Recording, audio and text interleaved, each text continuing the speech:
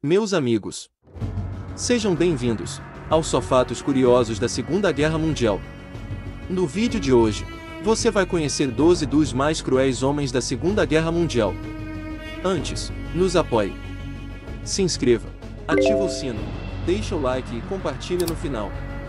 Durante os anos de 1939 a 1945, período em que se passou a Segunda Grande Guerra, cerca de 60 milhões de vidas humanas foram ceifadas. Sempre que falamos sobre o tema, os primeiros nomes que surgem na cabeça de muitos são o de Adolf Hitler, Joseph Stalin, Benito Mussolini e mais algumas figuras de destaque. No entanto, é impossível imaginar que esses homens sozinhos tenham causado tantas mortes. Aqui você confere uma relação de nomes menores nas páginas da história do conflito, mas que nem por isso foram menos perversos na hora de cometer verdadeiros massacres sob as ordens de seus líderes. A lista foi organizada sem nenhuma ordem específica. Odilo Globoknik, líder austríaco da SS.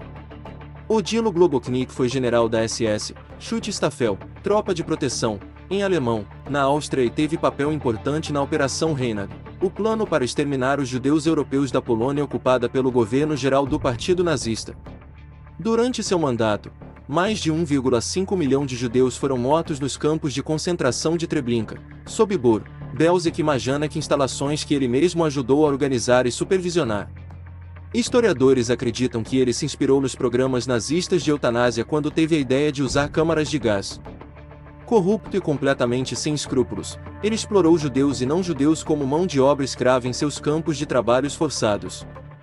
Mais tarde na guerra, ele foi transferido para a Itália ocupada pelos alemães, na zona operacional do litoral Adriático.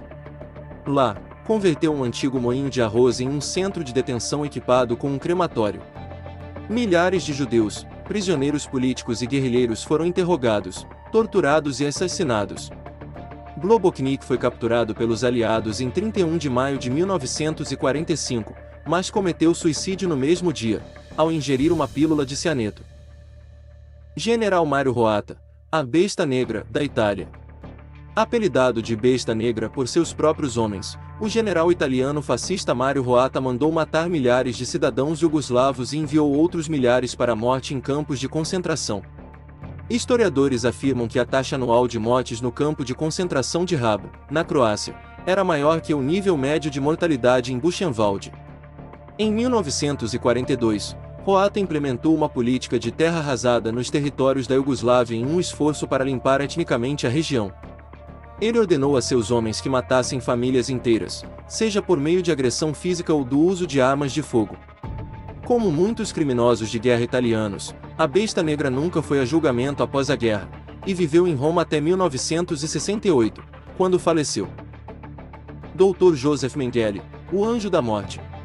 Joseph Mengele não foi o único médico nazista a cometer atrocidades, mas certamente é o mais famoso deles, por sua frieza, comportamento isolado, crueldade nos procedimentos que realizava, e principalmente por nunca ter sido capturado. Como adepto fervoroso da pseudociência nazista, usou sua posição em Auschwitz para desenvolver suas pesquisas e experiências com cobaias humanas, muitas vezes com completo desprezo pelo bem-estar de seus pacientes e, em completa violação aos princípios científicos. Ele acreditava piamente na teoria da superioridade racial alemã. Para prová-la, se engajou em diversos experimentos que buscavam comprovar a falta de resistência dos judeus e ciganos a diversas doenças, que ele mesmo introduzia no organismo de seus pacientes, assim como extraía e colecionava amostras de tecido e de partes do corpo de suas vítimas para estudos posteriores. Muitos dos seus objetos de estudo morriam durante os procedimentos desumanos que o nazista realizava ou eram assassinados para facilitar os exames que seriam feitos após a morte deles. Depois da guerra, Mengele fugiu para a América do Sul, passando por Argentina e Paraguai até se estabelecer no Brasil, onde morreu afogado na praia de Bertioga, no litoral paulista, em 1979. Generais Ivane Matsui e Isaltani, os açougueiros de Nanquim. Algumas fontes históricas consideram que a Segunda Guerra Mundial começou oficialmente em 1937, com a invasão da China pelo exército imperial japonês. Mais tarde naquele ano, depois de as tropas japonesas lançarem um ataque massivo à cidade de Nanquim, soldados chineses recuaram para o outro lado do rio Yangtze. Durante as 6 semanas seguintes, tropas japonesas cometeram o que hoje é conhecido como o Estupro de Nanquim, episódio particularmente terrível da guerra, em que um número entre 200.000 e 300.000 soldados e civis chineses foram mortos e mais de 20.000 mulheres foram estupradas. Depois da guerra, o general Iwani Matsui foi julgado e considerado culpado por, deliberada e imprudentemente, ter se evadido de seu dever legal de tomar medidas adequadas para assegurar a observância e prevenir qualquer brecha do cumprimento da Convenção de Haia, Tratado Internacional sobre Leis e Crimes de Guerra. Da mesma forma, o general Isao Tani foi considerado culpado pelo Tribunal dos Crimes de Guerra de Nanquim, sendo sentenciado à morte. Outros líderes do exército japonês, que participaram da ação, morreram antes do fim da guerra. Marechal Duarte Arthur Harris e General Curtis LeMay. Uma das vantagens de se ganhar uma guerra é o benefício de não ter que prestar contas por todas as coisas hediondas necessárias para que isso acontecesse. É o caso do Marechal Duarte britânico Sir Arthur Bombardeiro Harris e do general da Força Aérea Americana Curtis LeMay, ambos responsáveis por campanhas de bombardeio a territórios civis que resultaram em milhares de mortes na Alemanha e no Japão, com resultados bastante questionáveis. Durante a Segunda Guerra Mundial, Harris dirigiu o Comando Aliado de Bombardeio. Convencido de que o conflito por ar poderia ser decisivo, ele certa vez declarou: os nazistas entraram na guerra sob a ilusão infantil de que eles iriam bombardear todo o mundo, e ninguém os bombardearia. Em Roterdã, Londres, Varsóvia e meia centena de outros lugares eles puseram sua ingênua teoria em operação. Eles semearam vento, e agora vão colher o turbilhão. Seu tom era indubitavelmente de vingança. Ele acreditava que bombardeios em massa sobre civis faria com que a população alemã se voltasse contra Hitler. Seu turbilhão daria fim à guerra em meses e, com esse objetivo, organizou diversos ataques, incluindo os feitos às cidades de Colônia, Hamburgo e Berlim, e o mais controverso deles, que atingiu Dresden quando a guerra já estava praticamente vencida pelos aliados. Em suas memórias, o Marechal Duarte nunca fraquejou em suas convicções. Levando-se em consideração tudo o que aconteceu, o bombardeio se provou um método relativamente humano. Sobre o Pacífico, o general Curtis LeMay perpetrava sua própria campanha brutal contra alvos civis. 6 meses antes da rendição do Japão, os ataques de bombardeiros ordenados por LeMay resultaram em estimadas 500.000 mortes e o deslocamento de 5 milhões de habitantes. O mais infame desses bombardeios aconteceu entre 9 e 10 de março de 1945, quando investidas sobre a cidade de Tóquio mataram aproximadamente 100.000 civis, o que é hoje considerado o mais brutal ataque único a civis da história da Segunda Guerra. No entanto, diferente de Harris, o general americano estava plenamente ciente de sua própria brutalidade, declarando depois que o conflito acabou: matar japoneses não me incomodava muito na época.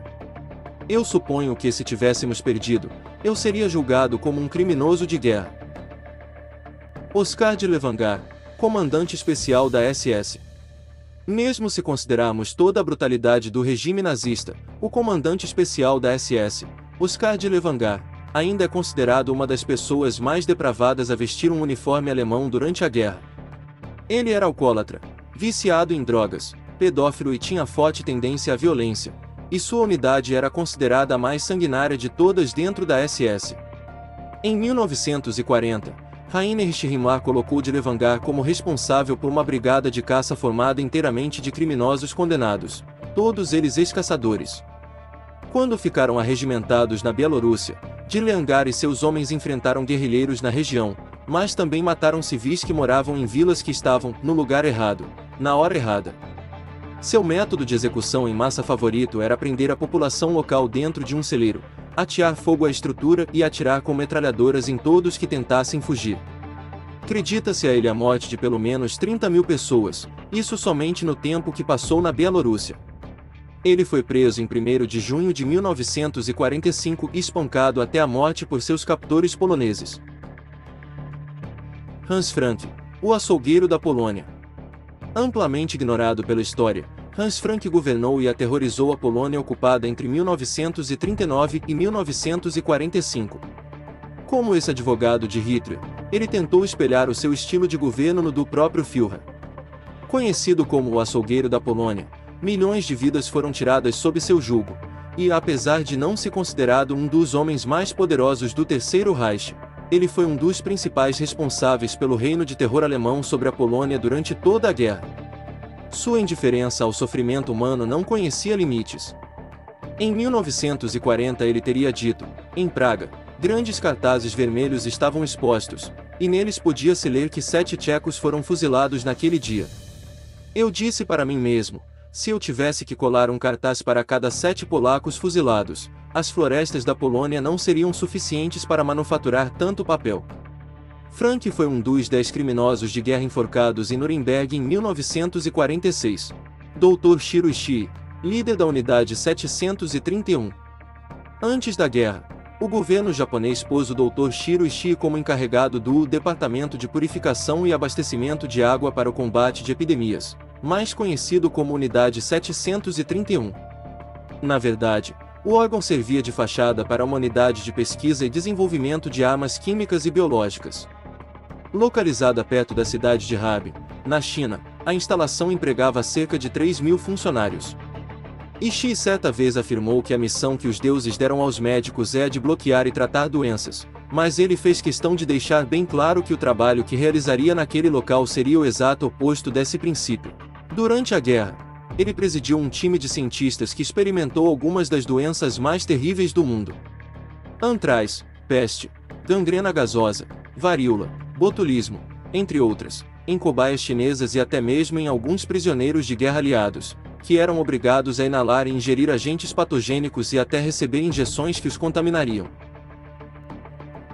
Estima-se que mais de 200.000 chineses tenham morrido em experimentos de guerra bacteriológica, enquanto muitos outros sucumbiram por causa de pragas relacionadas aos testes realizados pelos membros da Unidade 731.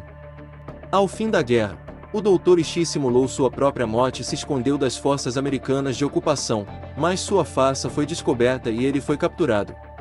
Ao ser interrogado, inicialmente negou ter feito experiências com cobaias humanas, mas depois fez um acordo para revelar todos os resultados de suas descobertas em troca de anistia total por seus crimes de guerra. Os militares aceitaram a barganha, em busca das informações que eles mesmos não conseguiram desvendar, mas os dados do médico japonês se provaram de pouco valor. Mesmo assim, os Estados Unidos mantiveram sua parte no trato e Ishii nunca foi julgado por seus crimes, tendo morrido como um homem livre em 1959. Lavrentiy Beria, o bulldog de Stalin. Lavrentiy Beria era para Joseph Stalin o que Heinrich Himmler era para Adolf Hitler, um braço direito insensível, psicótico e imoral. Apesar de ser mais famoso por aterrorizar cidadãos soviéticos nos anos anteriores e posteriores à guerra, Beria também teve um grande número de responsabilidades durante o conflito.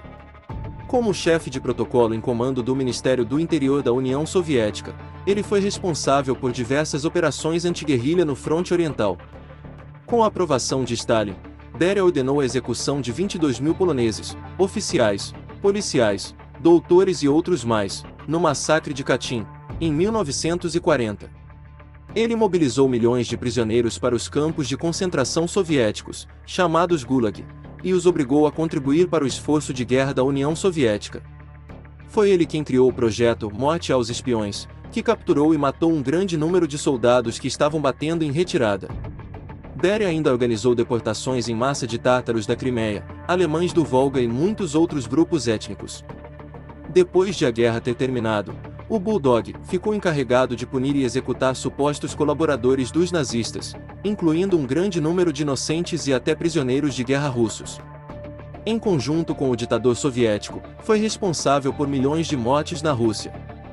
Beria também era conhecido como um predador sexual. Soldados raptavam adolescentes nas ruas e as levavam para que ele as estuprasse. Aquelas que resistiam eram estranguladas e enterradas no jardim de rosas de sua esposa. Em 1953, a nova administração russa, liderada por Khrushchev, considerou o braço direito de Stalin culpado pelos crimes de traição, terrorismo e atividade antirrevolucionária durante a Guerra Civil Russa.